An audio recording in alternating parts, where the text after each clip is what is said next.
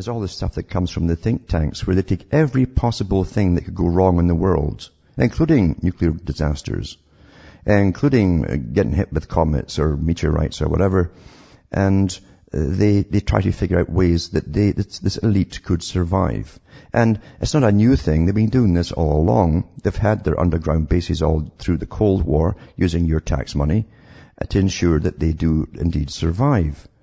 And we've had articles in the mainstream too about incoming possible asteroids and all this stuff. They literally leave nothing to chance. But they also go through everything with military strategy to do with social policy. Because the public have a function, that is to be a good, dutiful citizen, work and consume and do what you're told, go to the army when they tell you to go and fight and kill whoever they want to kill at the time, and then come back and work and pay taxes. That's your duty as basically a citizen. It's an interesting term, citizen, because it started a long time in ancient times too, when money came in and the first cities were formed. Cities could not be formed, in fact, without cash, without money flowing. They can't feed themselves in a city. They live on a kind of supra type of work, which is to do with passing paper around and numbers around, and to do with companies and so on. Not with actually manufacturing anything in itself as such. So this is a system into which you're born, and you've all noticed, I'm sure, that you're rapidly changing. It's all rapidly changing around you, and the big boys are on a move. And it's a move that was planned a long time ago. They're not hurried up because of what's happening in Japan at all, although they'll use that to their advantage. And they're going ahead with what they said that they'd do with, for instance, the Bretton Woods Agreement Part 2. I've talked about that for a few years because John Maynard Keynes was a guy who gave you your present monetary system and for the governments to adopt, and basically off the gold standards, all that kind of stuff. But Keynes himself said that this would only be part 1, and now of course we've got part 2 coming up. The IMF's been pushing for it, and I've talked before, you've heard it in my archive section, where Keynes' speech, his last speech was published, and he talked about the part 2 that would come in. Now, Keynes was an ardent Fabian-type socialist, and again, I have to tell socialists, a lot of socialists don't really know what socialism is. They think they know what it is. And I've talked to many of them. I've talked to Marxists too, that had never read Lenin or anything else. Justice for the working man, that's what they think.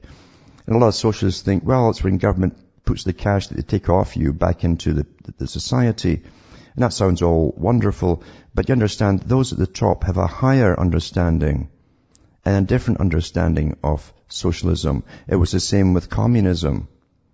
The Politburo were given one version of what they were working for. The working class were given a different version. And Lenin himself said only the top members were allowed to know the true goals and aims of communism. It's the same with socialism. But we've had enough of slaughters throughout the last century, and here we are into this world doing more slaughtering, pretending with this farce it's to bring equality and social democracy across the planet. Utter rubbish. The stuff that was put out by the think tanks for George Bush is being used by Obama, who has even been congratulated by Rumsfeld of the New American Century Group, who planned all these invasions back in the 90s, by the way, for carrying on the same tradition. But Obama or no, it makes no difference, because I don't care if you put a puppet up there, a literal puppet on strings, or even a Muppet, that would do the job just as well, because they're given their lines to speak. The scripts are written for them by professional script writers who are more savvy about the agenda than the front men who have to read them. And we're on a roll now into this new world order, as they say. The New World Order has been always transitioning itself for years into parts. It's partitioned, part 1, 2, 3, 4, etc., etc., etc. And I've said for years, this 21st century was to be the new century, the century of change. And that was a term used by academia, who of course are all funded by the big foundations which are run on behalf of the banking boys, again the banking elite families. And the century of change was to bring in a world type of collectivist socialism run by professionals, above them academia, who would run the world in a non-democratic fashion. They'd know what was best for us, and we'd simply have the laws thrown upon us, heaped upon us, in fact, and we'd simply obey. It's as simple as that. It's as simple as that. And that really was the goal, too, of Fabian socialism, for those who don't know what socialism really is. There's still that link up there. I went through the Soviet story, and on there, of course, you have one of the founders, George Bernard Shaw, of Fabian socialism, giving his speech about the world to come, this same H.G. Wellsian type of utopia, where you'd have to go to the big boys and defend your right to exist to them. He wanted to gas all the useless eaters. Back with more after this break.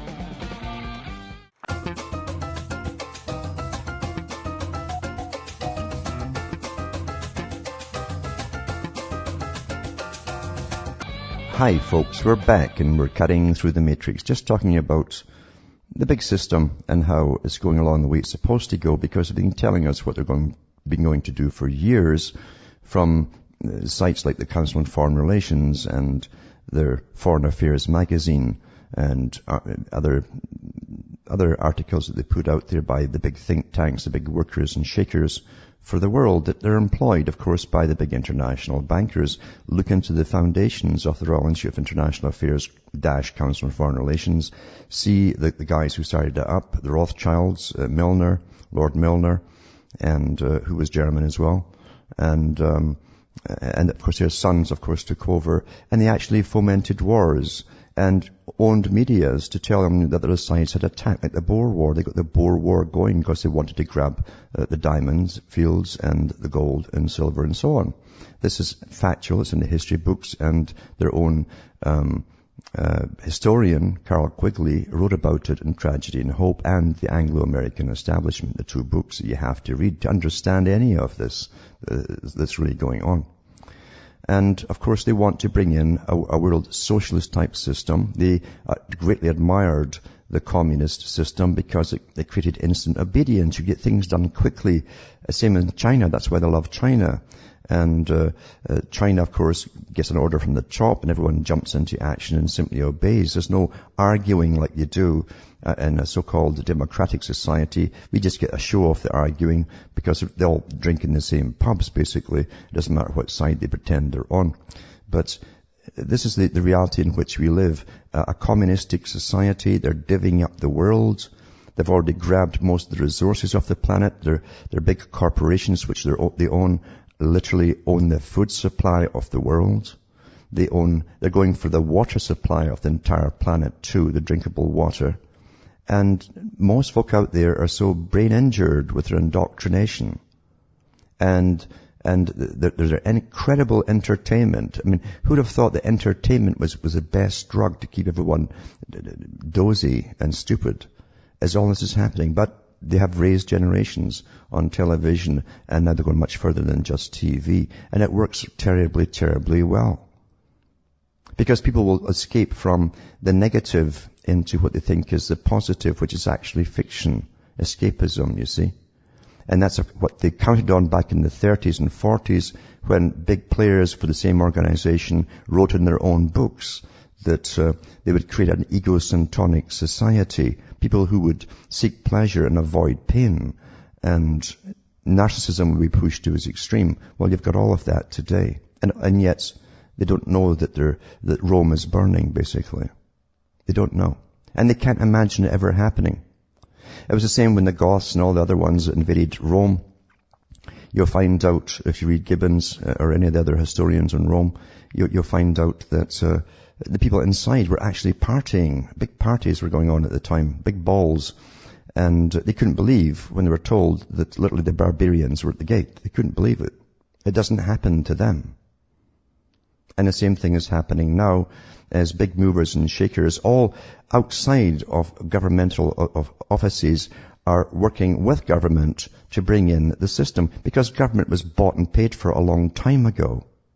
If there ever was a free government, it was conquered a long time ago and taken over a long time ago, because they're all on board on the same agenda. They have told us we all exist to serve the economy. Really?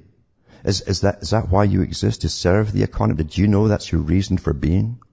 Well, that's what they tell you. Your reason to exist is to serve the economy. What's the economy? It's whatever they say it is. And it also means that they must tax you, you see. They got the right to tax you. Tax means labor. Labor. You tax yourself when you labor, you see.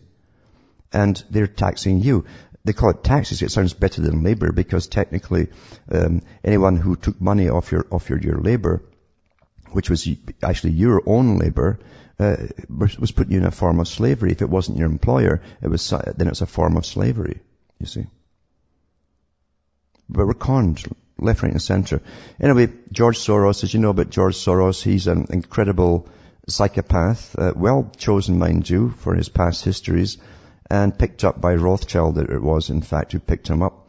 He's the kind of guy that they want.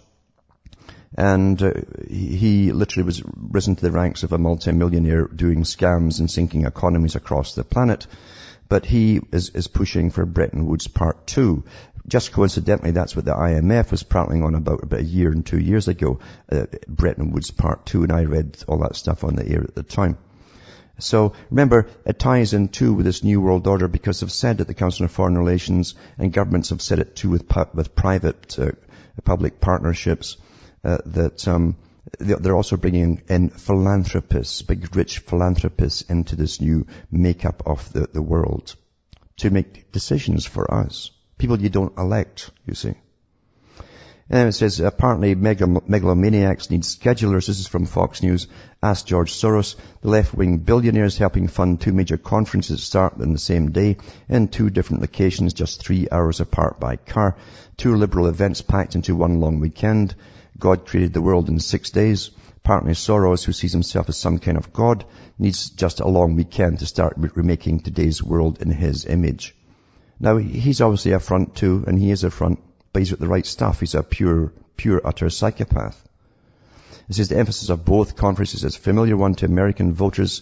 Change. Change is good. And Soros wants to begin by changing the global economy in one event. And the other, they want to change the world and change the media. Back with more after this break. George Soros has come out in an article he wrote on December 28, 2016, titled Open Society Needs Defending, that was originally posted on Project Syndicate. In this article, Soros gives us his predictions for 2017, as he does nearly every year in his coded but often blatant writings. So what does George Soros predict for 2017? I quote, "What lies ahead," says Soros. "I am confident that democracy will prove resilient in the United States.